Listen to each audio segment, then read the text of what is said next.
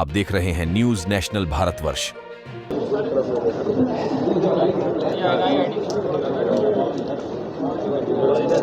मित्रों, प्रयागराज में आज यहाँ मुझे संगम तट पर दर्शन करने, माघ मेले की तैयारी और 2025 के प्रयागराज कुंभ यानी महाकुंभ की तैयारी देखने का एक अवसर मिला है। मैंने अपने सहयोगी मंत्रियों के साथ में, जनप्रतिनिधियों के साथ में यहाँ की पूरी व्यवस्था का निरीक्षण किया है। इस बार माघ मेला कुछ विशिष्ट होगा। खासतौर पर 500 वर्षों के बाद अयोध्या में श्री राम जन्मभूमि पर मर्यादा पुरुषोत्तम भगवान श्री राम की मूर्ति प्राण प्रतिष्ठा के कार्यक्रम को आदरणीय प्रधानमंत्री जी के कर कमलों से 22 जनवरी को भव्य आयोजन के साथ होने के कारण यहाँ का प्रयागराज में भी काफ़ी बड़ी संख्या में श्रद्धालुओं के आने की संभावना है। इसलिए माघ मेले की व्यवस्था का भी निरीक्षण करने के लिए विशेष रूप से मैं यहाँ पर आया हूँ। पहली बार यहाँ पर माघ मेले को विस्तार देने का कार्य हुआ है और प्रयास किया गया है कि यहाँ पे माघ मेले में लगभग 800 हेक्टेयर क्षेत्रफल में इस पूरे मेले को विस्तार दिया जाए।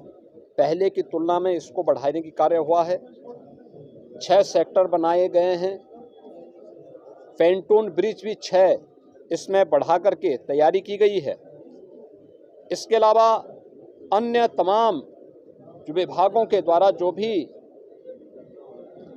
अवस्थापना सुविधाएं विकसित हो सकते हैं उनको यहाँ विकसित करने की कार्रवाई की जा रही है। अब तक लगभग हमारा अनुमान है कि 4000 के आसपास संस्थाएं इस पूरे आयोजन में यहाँ सहभागी बनेंगी और इन कार्यक्रमों के साथ जुड़ेंगी। इसके लिए चाहे वह चेकर प्लेट का हो, लगभग इसमें इसकी व्यवस्था भी लगभग 100 किलोमीटर के आसपास के दायरे में ये बिछेंगी। यहाँ पे जलापूर्ति के लिए जो व्यवस्था की जा रही है, लगभग 200 किलोमीटर की पाइपलाइन इस पूरे माघ मेला क्षेत्रफल में बसाने की व्यवस्था भी की गई है। 18,000 से अधिक LED स्ट्रीट लाइट लगाने की व्यवस्था की जा रही है। ड्रेनेज पाइप भी यहाँ पे लगभग 63 से 65 किलोमीटर की बिछाने की कार्रवाई की जा रही है और 21,000 शौचालय, एक स्वच्छ और भव्य कुंभ के लिए शौचालय की अपनी व्यवस्था है।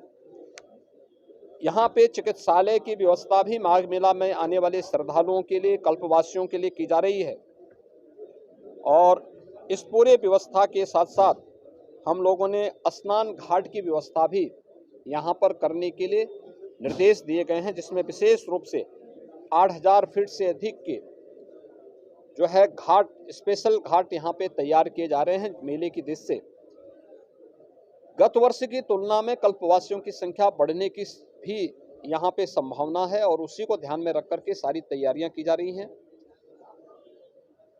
यह एक अवसर होगा माघ मेला हमारे लिए 2025 के प्रयागराज महाकुंभ की तैयारी की एक ट्रायल करने के लिए, उसकी एक प्रारंभिक भूमिका तैयार करने के लिए, और पूरी टीम उसी दिशा से यहाँ पर कार्य कर रही है।